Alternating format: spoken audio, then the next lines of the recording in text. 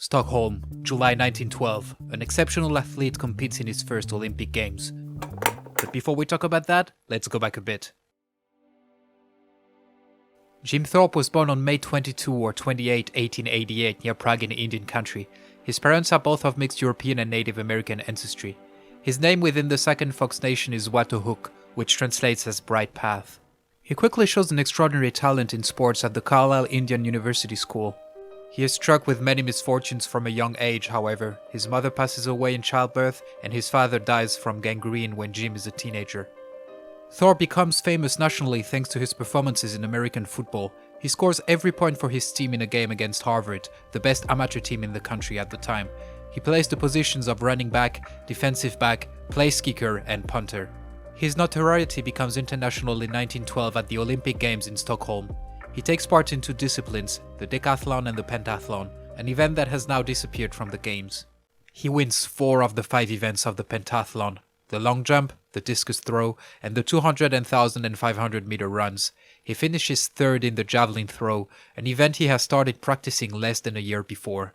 He dominates the decathlon, brand new Olympic discipline at the time, by winning 7 of the 10 events and by beating the world record. Thorpe achieved this exceptional performance in a mismatched pair of shoes, as his shoes were stolen before the event. Unfortunately for Thorpe, Stockholm will be his first and last participation at the Games. The Worcester Telegram announces that he has participated in professional baseball matches before the Olympics, which are then strictly reserved for amateur athletes.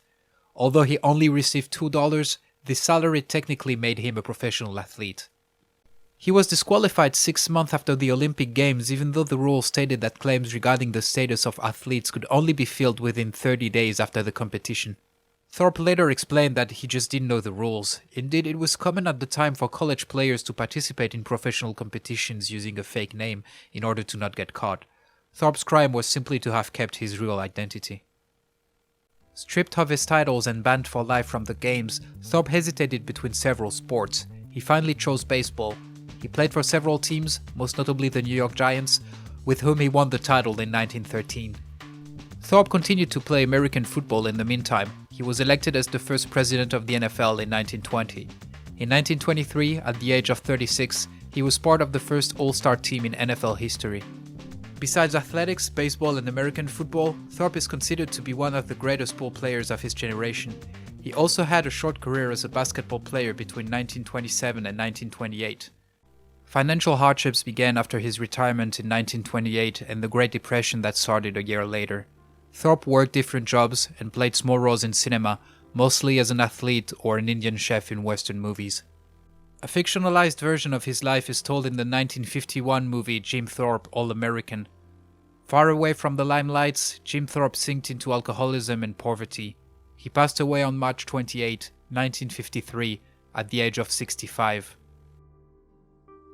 After a long legal battle, Thorpe's Olympic medals were returned to his children in 1983. Even though he is widely considered as one of the greatest athletes of all time, the life of Jim Thorpe is little known to the general public. Our sports knowledge is too often reduced to the events we experienced. Yet, while memories fade away, stories last forever. It seems to me that the story of Jim Thorpe, born in the poverty of an Indian reservation and who became the greatest athlete of his generation, is worth telling. If you enjoyed this story, chances are you will like the other videos on the channel. See you very soon on Out of Bounds, Legendary Athletes.